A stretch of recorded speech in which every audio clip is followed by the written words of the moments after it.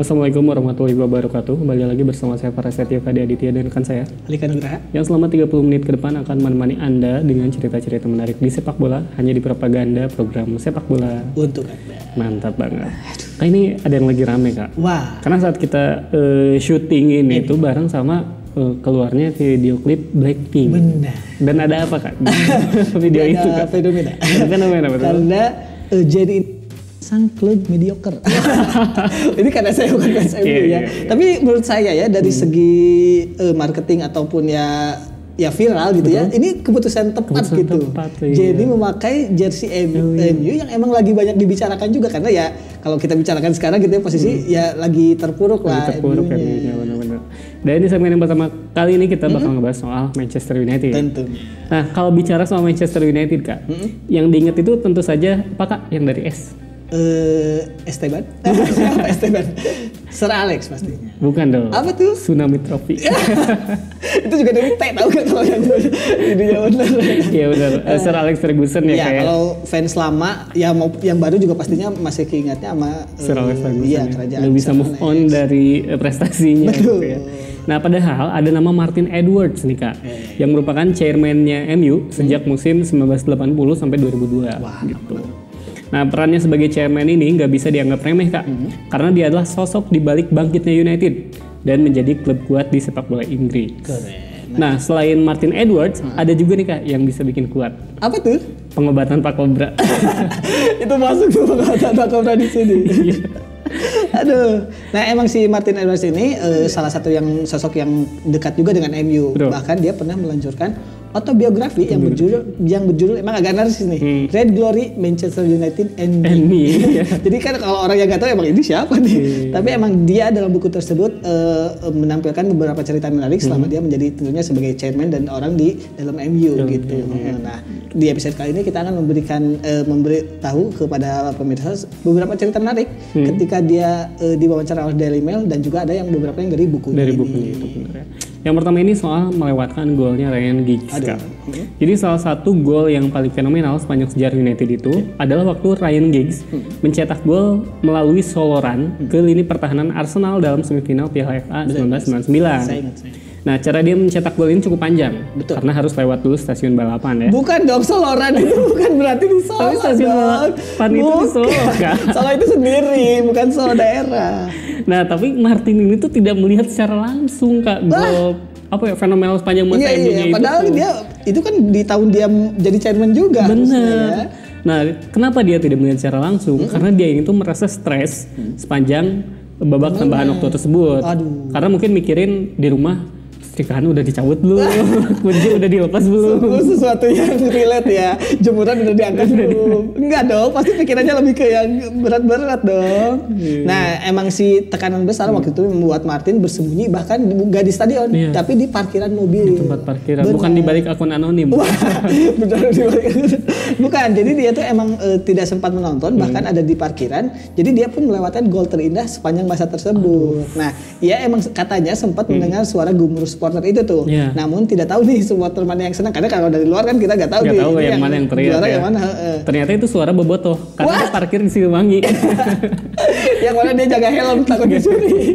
Kalau di Siliwangi itu bahaya.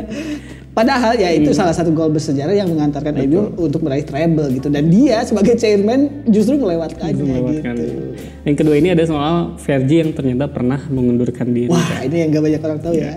Jadi pada 1998 atau setahun sebelum treble itu, United ini dikalahkan Arsenal dalam perebutan gelar Liga. Nah, ini tuh bikin si Martin dan beberapa petinggi United itu nggak puas lah gitu.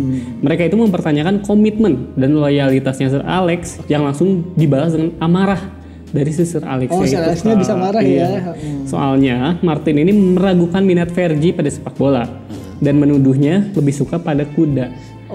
Ini kan aneh ya. Maksudnya dia kan suka sama kuda ya biarin gitu. Bandingin sama Mike Tyson Kak. Kenapa tuh? Dia kan suka sama cewek. Bahkan dia meminta untuk dijaga sama bodyguard.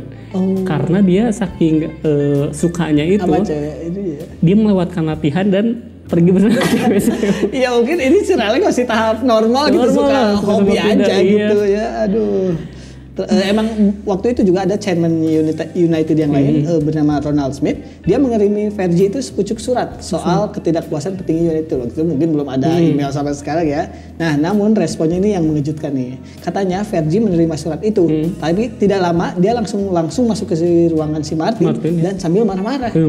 Si Fergie pun mengancam akan mengundurkan diri karena pikiran Martin soalnya itu tidak benar. Jadi yang dituduhkan sama chairman itu sebenarnya nggak benar. Jadi komitmen dia itu sebenarnya masih di MU. Cuma mungkin waktu itu dia merasa tersinggung aja gitu. Benar ya.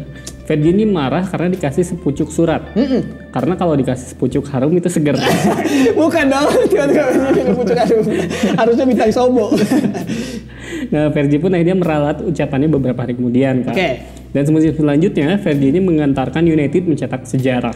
Dan United menjadi kesebelasan Inggris pertama yang bisa meraih 3 gelar utama dalam satu musim. Dan belum terkalahkan sampai saat ini ya rekor itu. Yang berikutnya ada juga cerita soal perekrutan Cantona yang secara mendadak nih. Jadi si United ini sebenarnya telah merekrut Dion Dublin namanya untuk mengisi lini depan atau ya striker pada Premier League tahun 92-93. Namun si cederanya Dublin ini membuat United harus kembali merekrut pemain nih. Nah, Fergie sebenarnya lebih menginginkan Alan Shearer atau Paul Gascoigne. Jadi dia udah ada inceran lain sebenarnya. Sampai akhirnya ada telepon dari Leeds United dan MU merekrut Eric Cantona yang bahkan mungkin tidak ada di area radar scouting si Fergie. Nah, padahal ya inilah peran si Martin Ewald ini teruji gitu. Benar. Si Fergie ini kan tidak meminati si Eric Cantona ya. Betul. Karena dia sebenarnya lebih meminati Erik Setiawan. Zaman itu kayaknya belum ada deh Erik Setiawan 92, 93. Dan yang diteleponnya itu bukan chairman Leeds, tapi Abah Erick Thohir. Iya benar. Chairman Fergie ya waktu itu mungkin Abah Thohir ya. Nah, jadi ceritanya Kak, waktu itu Martin itu lagi di kantor. Nah, pemiliknya Leeds yaitu Bill Fotherby menelpon dan menanyakan Dennis Irwin. Jadi kan biasa ya gitu ya kalau pemilik, si Dennis available gak? Gitu. Nah, Martin ini tuh menolak sebenarnya Kak buat ngejual Irwin. Tapi dia tiba-tiba ingat sama Cantona. Oh iya, Leeds itu punya Cantona gitu. Masalahnya adalah Martin sama Fergie itu belum ngobrol. Kayak Fergie, kamu mau nggak sama Cantona? Iya, gitu. Pelatih belum kan ngobrol. Harusnya yang menentukan itu juga. Nah, iya benar. Dan akhirnya Martin pun nelponnya Fergie dan Fergie pun mengiyakan. Oh ya udah, gua aja Cantona. Padahal kan Fergie pengennya tetap Erik Setiawan.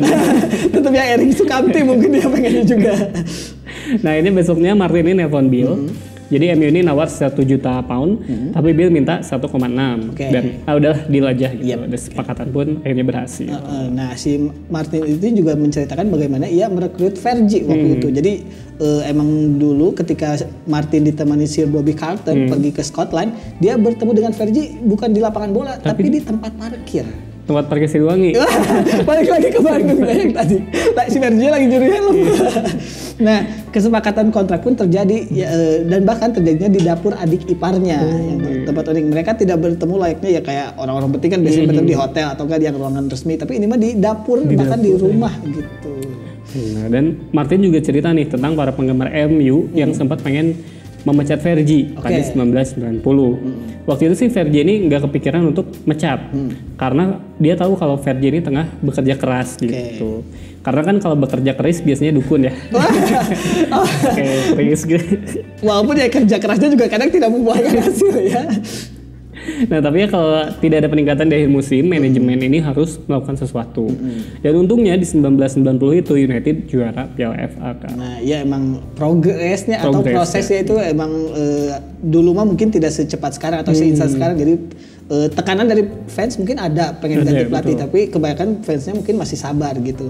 Nah, emang buah kesabaran ini yang akhirnya membuahkan hasil bagi United. Jadi setelah 2 musim berserang dari pengennya di Fergie dipecat itu, United menjuarai Premier League atau kompetisi tingkat tertinggi setelah 26 tahun puasa gelar. Jadi selama Martin Edwards dan Sir Alex berkolaborasi ini sampai 2002 ya. Mereka mendapatkan 17 trofi termasuk Liga Champions pada musim 1988 dan 99. Termasuk treble tadi juga. Iya, selanjutnya ini ngomongin soal Phil Neville ya. Di mana Martin ini merasa kalau Phil Neville ini lebih cocok jadi kapten ketimbang Gary Neville. Betul. Nah, sepeninggal Roy Keane, bukan meninggal ya, maksudnya pergi gitu. United ini memilih Gary Neville Kak jadi kapten tim utama. Nah, sebelumnya Gary juga jadi kapten tim junior di Class of 92 itu ya. Tapi Martin ini merasa kalau banyak orang yang berpikir kayaknya Phil lebih cocok deh. Karena dulu Phil ini pernah jadi kapten di U15. Tapi bukan di sepak bola. Di mana tuh? Di kriket. Beneran. Tapi minimal ada jiwa leadership. Ada jiwa leadership karena Phil sama Gary ini dulu ya pemain timnas Inggris kriket. Gila. Unik ya. Nah, terakhir berikutnya ada juga klarifikasi soal hubungannya dengan si Sir Alex sendiri. Jadi konon hubungan si Fergie sama Martin ini sempat memburuk nih. Waktu itu kabarnya terjadi karena si Fergie sempat ingin naik gaji. Tapi masih untung naik gaji kan? Kenapa tuh? Kalau naik haji ribet. Kan belum syahadat dulu kan. Iya, Fergie kan bukan muslim ya. Jadi Erwannya juga kenapa tiba-tiba pengen naik haji deh. Aneh. Belum harus ngundang Raja Arab buat kuota. Berarti aja beneran apalagi kalau WNH plus tuh lama nunggunya. Ribet. Nah, waktu itu bahkan si Martin sempat membantah. Jadi katanya dia mengatakan bahwa selama mereka mengabdi pada United, hubungan mereka sebenarnya baik-baik aja. Tapi Martin menekankan kalau saat dia memimpin, dia menghargai setiap sen uang yang keluar, termasuk untuk menggaji Fergie. Jadi emang kebijakannya manajemennya mungkin agak keras kalau buat naik atau pengeluaran gitu. Soal uang tuh ya. Karena Martin tuh ngecontohin Chelsea sama City, Kak. Mereka tuh kayak gampang banget gitu ngeluarin 10 juta pound. Padahal dulu aja Martin ini pengen beli Jeb Stam. Dia ditawarin 15 juta. Tapi si Martin ini nawarinnya 11 juta. Padahal cuma beda 4 juta doang gitu. Dwight York juga sama. Ditawarinnya 15 juta tapi si Martin cuma mau 12 juta. Gitu. Fergie juga sama, Kak. Tapi si Martin ini mengusahakan lah buat naik gaji gitu ya. Biar prestasi di lapangan sama bisnis klub ini bisa sama-sama cari untung. Nah, si Martin juga sebenarnya sempat mengaku nih kalau RU itu kita gak usah bahas lah ya karena itu tolonglah tiba-tiba dari itu Martin ini dia juga membenarkan nih kalau sebenarnya si Fergie ini sempat kesal. Namun kekesalan itu tidak dianggap oleh Martin. Soalnya ia menilai itu semua dengan kesuksesan klub gitu. Memegangi 17 trofi, 2 gelar ganda dan 1 treble itu bagaimana si netizen gitu yang mungkin waktu itu atau ya penggemar MU mengatakan hubungan kami buruk kalau misalnya sementara trofi banyak. Kalau misalnya tidak ada kecocokan antara chairman sama pelatih kan mungkin ya tidak mungkin seberprestasi ini. Betul. Selanjutnya ini ada soal membeli Juan Sebastian Veron. Jadi di musim panas 2001 United ini merekrut Juan Veron dari Lazio dengan harga yang waktu itu jadi rekor transfer, Kak. Si Martin ini tuh sebenarnya mempertanyakan karena MU masih punya Nicky Butt di posisi yang sama. Nah, Martin ini berpikir, kenapa sih harus ngeluarin 28 juta pound buat pemain bergaji 5 juta per musim gitu. Karena ia tuh yakin United membuat kesalahan pada saat itu.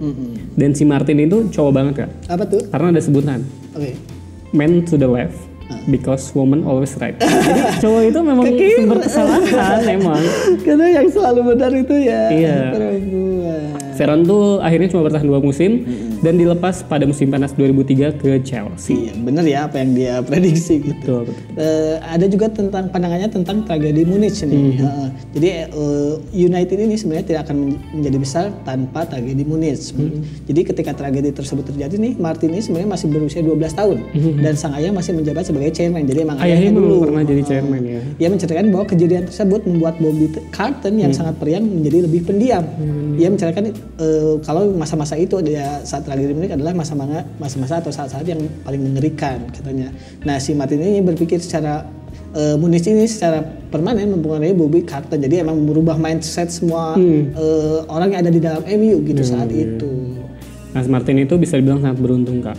Karena ayahnya yang merupakan chairman itu harusnya ada di pesawat itu, Kak, buat menemani tim. Ayahnya namanya Louis, itu nggak jadi berangkat karena adanya urusan keluarga. Mungkin lagi nyunatin si Martin. Mungkin diselamatkan karena ada indra keenam Martin ya. Aduh, ya itu tadi bahasan kita soal Martin Edwards yang mungkin banyak dilupakan oleh para penggemar sepak bola yang bukan fans MU gitu. Karena dia pun merupakan salah satu awal kebangkitan Manchester United di Premier League. Yang mengawali tsunami trofi saat itu ya. Itu deh bahasannya, jangan kemana-mana, tetap di Propaganda, program sepak bola untuk Anda. Mantap.